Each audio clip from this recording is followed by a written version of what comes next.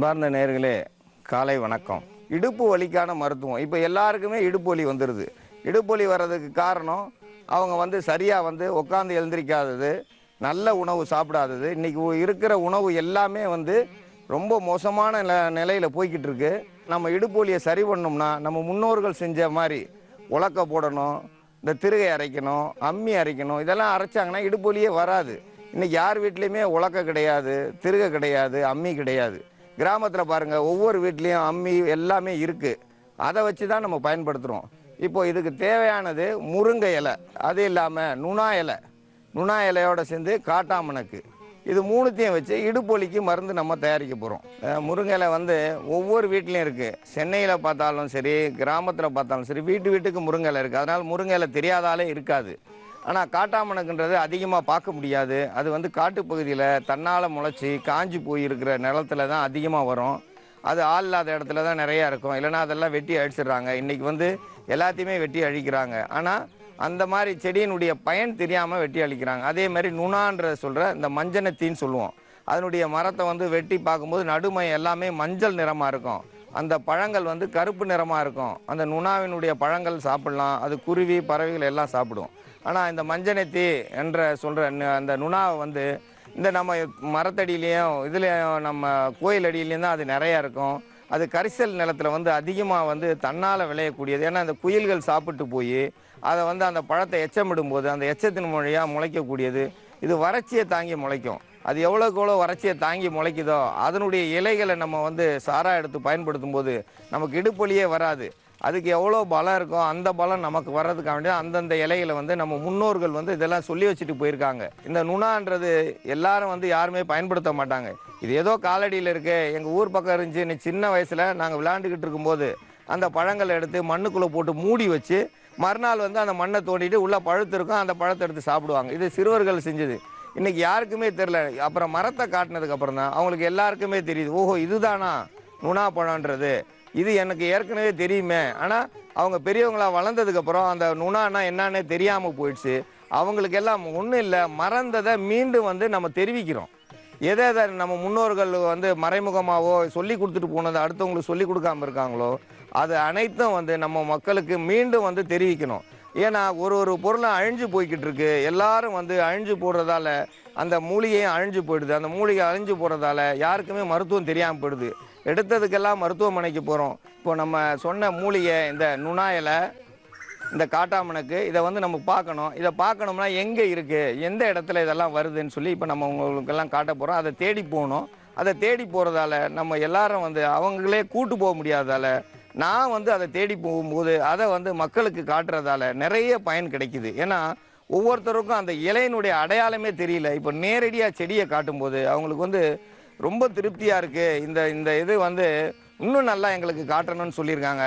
இன்னும் அதை விட தெளிவாக காட்டணும்னு சொல்லி முடிவு பண்ணி அந்த இலையினுடைய மரம் செடி கொடி எல்லாத்தையும் அது இருப்பிடத்திலேயே நல்லா உங்களுக்கு பார்க்கறதுக்கு ரொம்ப தெளிவாக தெரிகிற மாதிரி எல்லாருக்கும் புரிகிற மாதிரியும் அந்த இலையினுடைய பயனும் அது எவ்வளோ வறட்சியில் வளரும், எவ்வளோ தண்ணி இல்லாத இடத்துலையும் வரும், எது தண்ணியில் வரும், எது மரத்தில் கொடியாக வளரும், இதை எல்லாத்தையும் காட்டணும். இதை காட்டுறதுக்காக வேண்டி உங்களை நான் அழைத்துட்டு போகிறேன்.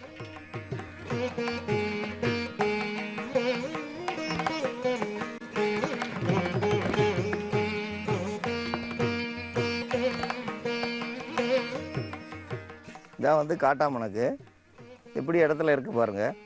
இந்த காட்டாமணக்கை இப்போ நம்ம பிச்சு எடுக்கிறோம். இதுதான் காட்டாமணக்கு. இதில் சிகப்பு நிறமாக இருக்கும். இது வறட்சியான பகுதியில் தான் இருக்கக்கூடியது. இப்போ எடுத்துருக்கோம். அடுத்து நம்ம நுணா இலையை நம்ம எடுக்க போகிறோம். இது மஞ்சனத்தி இலை. முதல்ல நம்ம காட்டாமணக்கு பறித்தோம். இது மஞ்சனத்தி மரம். இதில் மரத்தில் காய் எல்லாமே இருக்குது. இது மரமாக வளரக்கூடியது. இதனுடைய உள்பாகம் அரைச்ச மஞ்சளாக இருக்கும். அரைச்ச மஞ்சளாக இருக்கிறதால தான் இதுக்கு பேர் மஞ்சனத்தி. இது நுணான்னு ஒரு மாற்று பெயர் உண்டு. இந்த நுணான்னு ஏன் சொல்கிறோம்னா அது நல்ல இதை செய்யக்கூடியது, தூண்டக்கூடியது.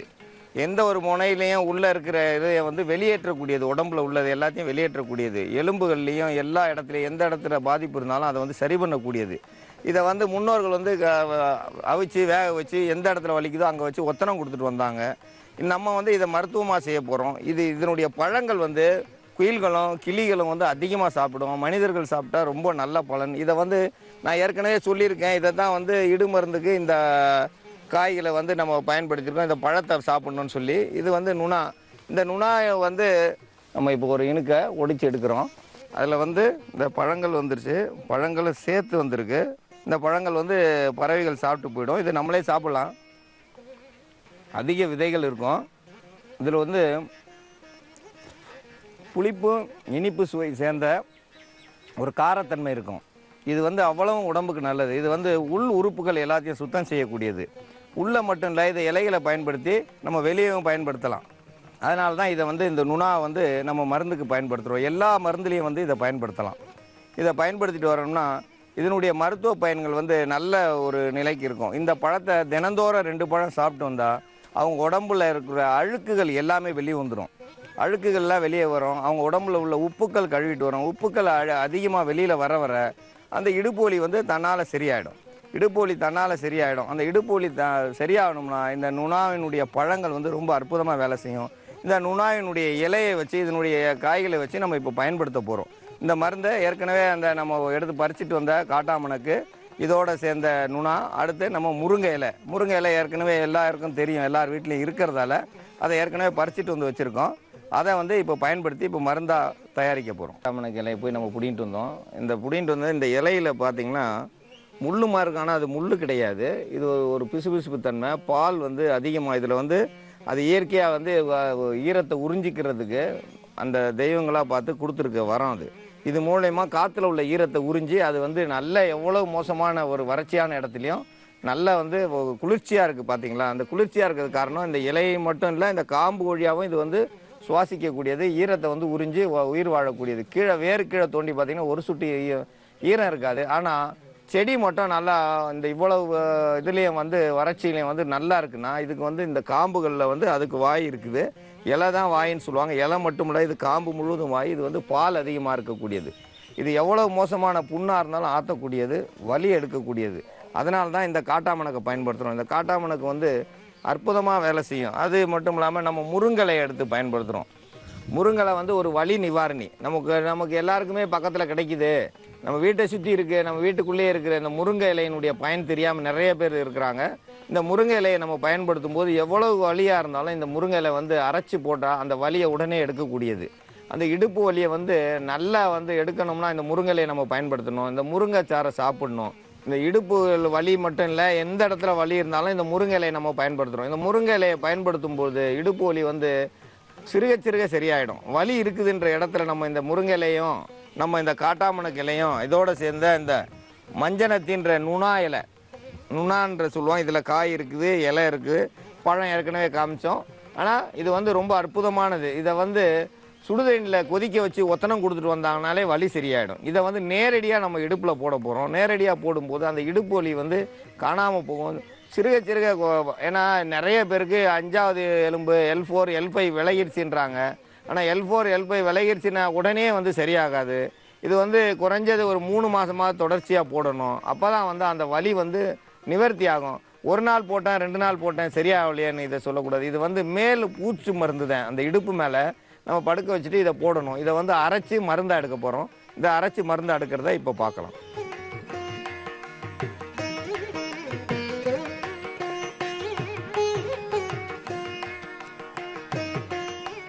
முருங்கலையை வந்து சாதாரணமாக கசக்கி சாறு எடுத்து அந்த சாரை வந்து ஒரு இடத்துல நம்ம நிப்பாட்டினோம்னா உடம்பில் உள்ள அந்த எல்லா வலிக்கும் வந்து இந்த சாறு வந்து உகந்தது.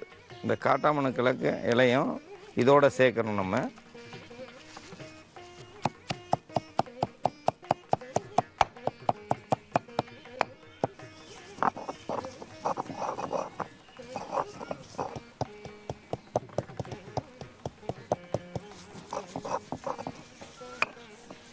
இடுப்புக்கு வந்து அதிகமாக போடணும்.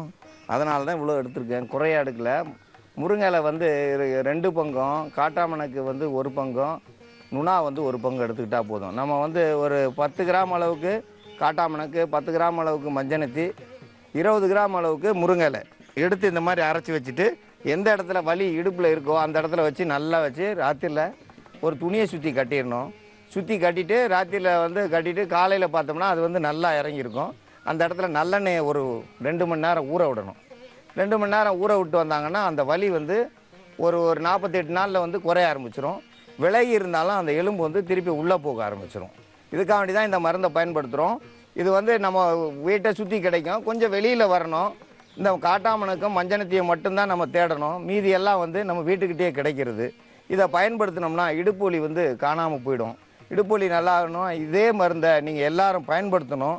இது தவறு இல்லாமல் பயன்படுத்தணுன்னா ஒரு இலையமும் அந்த இடத்துலையே போய் நாங்கள் இப்போது எடுத்து காமிச்சிருக்கோம். ஏன்னா நாங்கள் காமிச்சது உங்களுக்கு சரியாக தெரியல. நிறையா பேர் எங்களுக்கு தொலைபேசியில் சொல்லியிருக்காங்க, எங்களுக்கு புரியல அந்த இலைன்னு. இப்போ எல்லாருக்கும் புரிகிற மாதிரி அந்த இலையை வந்து ரொம்ப அற்புதமாக வந்து நம்ம பறிச்சிருக்கோம். அதை நல்லாவும் காட்டியிருக்கோம். இப்போ நல்லபடியாக செஞ்சு காட்டியிருக்கோம். இதை வந்து நீங்கள் எப்பயும் வந்து செஞ்சுக்கிறலாம். இதை அந்த இடுப்பு வலி இருக்கிற இடத்துல போடுங்க.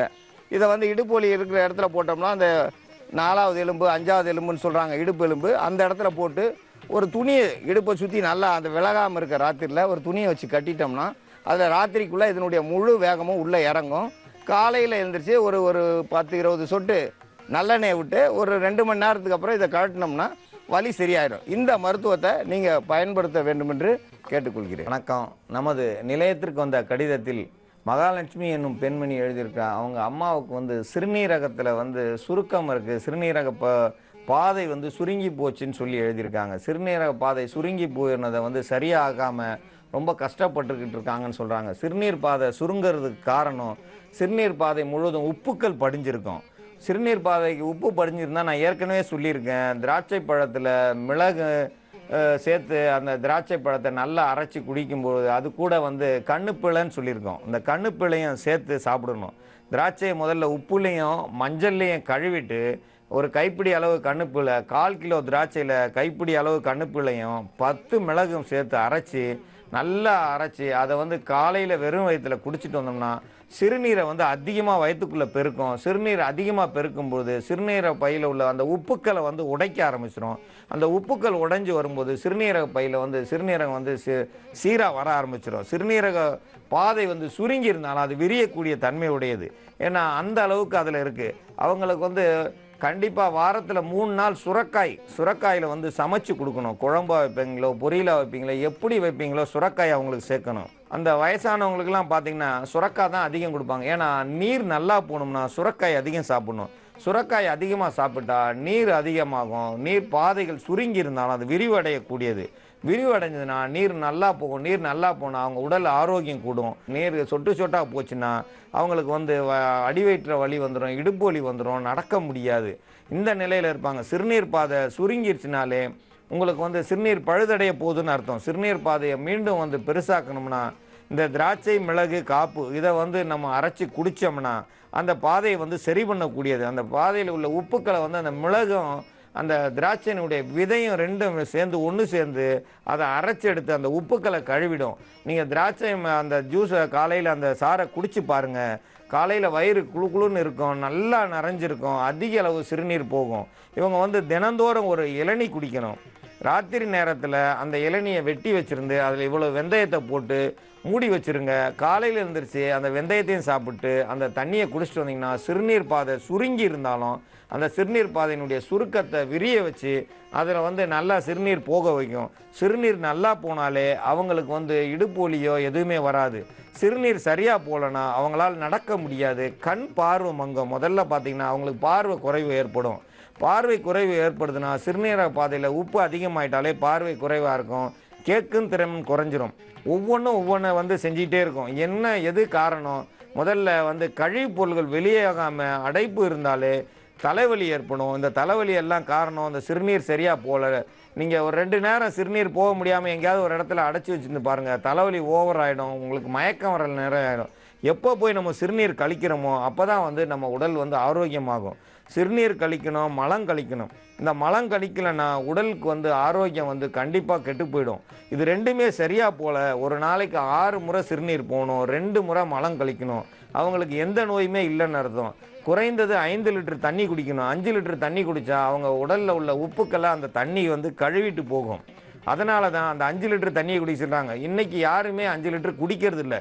குடித்தா ஒரு 700 மில்லி 800 மில்லி குடிக்கிறாங்க.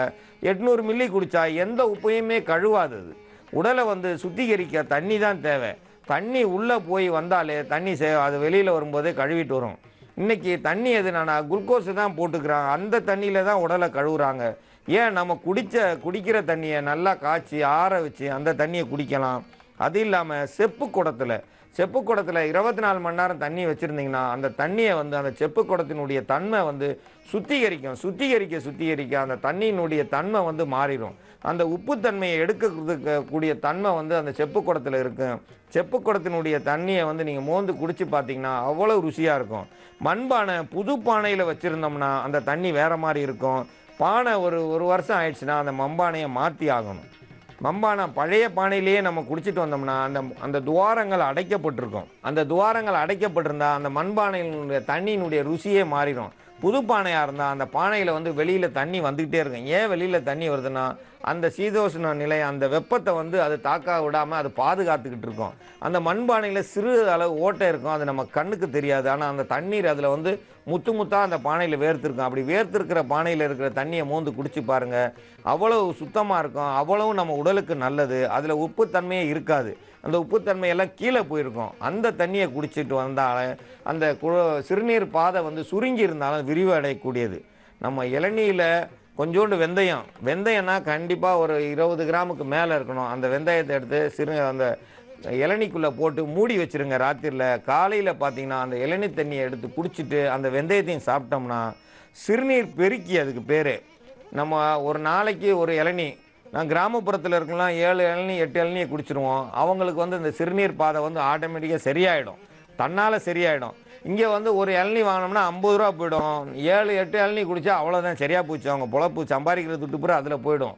அதனால் நம்ம வீட்டில் வந்து தண்ணியை வந்து சுத்தமான மண்பானையில் வைங்க. இல்லைன்னா அந்த செப்பு குடம்னு சொல்லுவோம், அந்த காசு பானை. ஏன் காசு பானைன்னு சொன்னாங்கன்னா அது என்றைக்குமே திரும்பி காசுக்கு வித்துடலாம். அதனால தான் காசு பானை. இன்றைக்கி இருக்கிற இந்த எவர் சில்வர் இதெல்லாம் வந்து வீணாக தான் போகும். அந்த குறிப்பிட்ட நாளுக்கு மேலே அது வந்து பேர்ச்சம்பழத்துக்கு கூட ஆகாது. அதை தூக்கி கீழே தான் போடணும். அதில் வச்சுருக்கிற தண்ணியோ பிளாஸ்டிக் குடத்தில் வச்சுருக்க தண்ணியோ வந்து நமக்கு நல்லதை செய்யாது. இன்றைக்கி எல்லாமே வந்து கெட்டதை செய்யக்கூடியது. நம்ம வீட்டில் குடிக்கிற தண்ணியாவது சுத்தமாக குடிக்கணும்னா இந்த காசு பானைன்னு சொல்கிற அந்த செப்பு குடத்தை வாங்கி ஒவ்வொரு வீட்லேயும் வச்சு அதில் 24 மணி நேரம் தண்ணியை ஊற்றி வச்சுருந்து அந்த தண்ணியை எடுத்து குடிச்சிட்டு வந்தாங்கன்னா சிறுநீர் பாதை சுருங்கி இருந்தாலும் மீண்டும் விரிவடைஞ்சு நல்லா சிறுநீர் போக ஆரம்பிச்சிடும். இன்றைக்கி யாருமே அந்த சில்வர் பாத்திரத்தை தவிர வேறு எதுவுமே வச்சுக்கிறது இல்லை. பிளாஸ்டிக் குடத்தை தவிர வேறு எதுவும் வச்சுக்கிறது இல்லை. அந்த காசு பானையெல்லாம் பார்த்தா ஒரு மூலையில் சாக்கில் கட்டி போட்டிருக்காங்க. அதை யார் விளக்குறது, அதை யார் சுத்தம் பண்ணுறதுன்றாங்க. நம்ம நல்லதை தேடி போகணும்னா, நம்ம உடலை பாதுகாக்கணும்னா அந்த மாதிரி பழைய எடுக்கணும். பழசை எடுக்கிறது தான் பாரம்பரிய மருத்துவம். அந்த பழைய மருத்துவத்துக்கு வரணும்னா இந்த மாதிரி தண்ணியில் குடிச்சிட்டு வந்தாங்கன்னா அந்த சிறுநீர் பாதை வந்து கண்டிப்பாக விரிவடைஞ்சு அவங்க உடல் நலம் நல்லாகும். அந்த உடல் நலம் நல்லாகணும்னா இந்த மாதிரி தண்ணியை தான் குடிக்கணும். அதிக அளவு தண்ணியை குடித்து சிறுநீர் பாதையை பெருக்க வேண்டும் என்று கேட்டுக்கொள்கிறேன்.